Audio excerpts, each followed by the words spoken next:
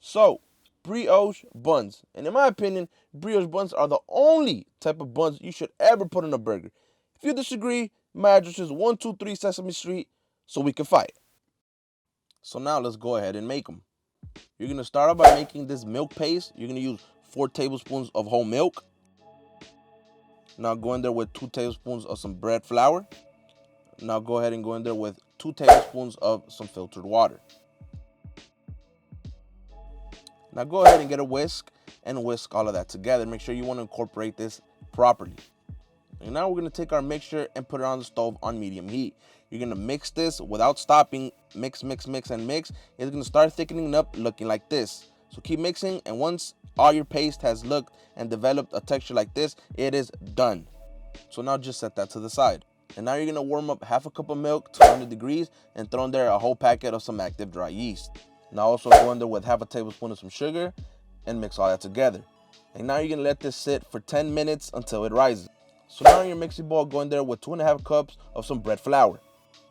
Throw in there 2 tablespoons of some granulated sugar. And go in there with a teaspoon of some salt as well. Go ahead and mix all of that together. Now go ahead and put that into your stand mixer. If you don't have a stand mixer, you can do this by hand, so don't worry about it.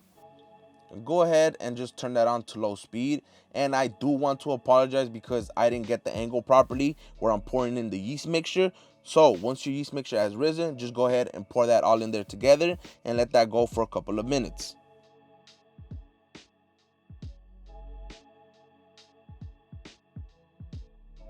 So now go ahead and grab your milk paste that we made earlier and incorporate that into your flour. So let that all go together on low speed. And now go in there with 1 egg and 1 egg yolk. And you're gonna let this mix up together until it forms a nice dough. And then once that's formed up nicely, you're gonna go in there slowly with about a tablespoon of your preferred oil. So now when you actually do add all your oil, your dough may look like it's a little bit too wet, but don't worry about it. Just keep kneading it with your hands until it looks just like this. So now go ahead and oil up a bowl. You can use butter, but I just use avocado spray. And I let my dough sit in there for about an hour until it doubles in size. Now that that has proofed and doubled in size, it should look like this. Go ahead and give it a nice little love tap in the middle. So now, for this next step, I use the food scale. If you don't have one, don't worry about it. You can just eyeball it.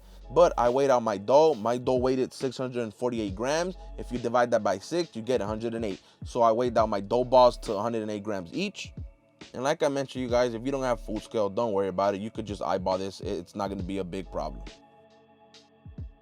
So once you're done weighing out your dough balls, all you're gonna do is you're gonna pinch each corner just like this to perform a tight surface. Now go ahead, flip it over, and with your finger, just do this little motion right here, or just roll it with your hand until you have a nice ball looking just like that.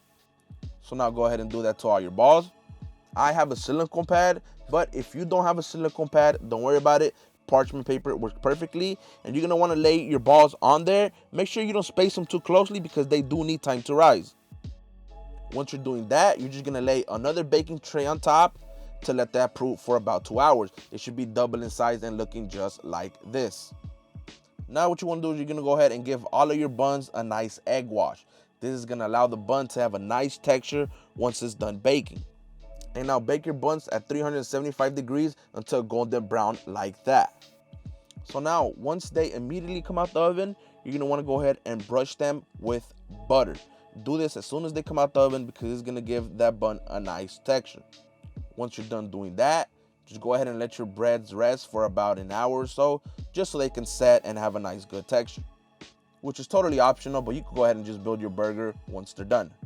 Brioche buns should always be toasted with a small amount of butter, looking just like that. So now I'm gonna go ahead and assemble my burger. I put some lettuce at the bottom, my burger patty on top, 2 slices of thick bacon, a nice onion ring, and lastly, my bun with a bit of burger spread. And now you have made a perfect burger with some perfect brioche buns. Just look at how amazing that looks. Don't forget to subscribe, and I'll see you next time.